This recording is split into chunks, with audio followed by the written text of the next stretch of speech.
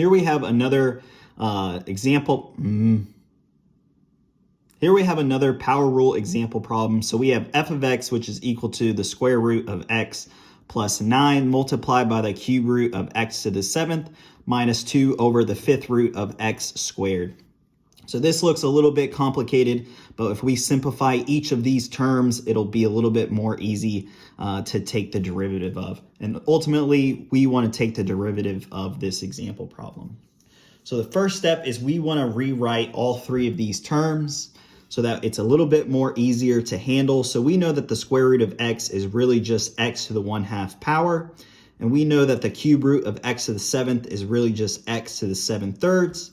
And then we know that 1 over the 5th root of x squared is really just 1 over x to the 2/5 power. And then this can be rewritten as x to the negative 2/5 power.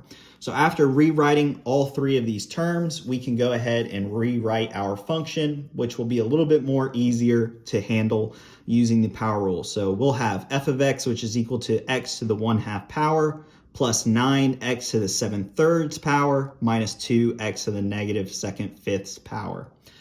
So we can go ahead and take the derivative of this using the power rule.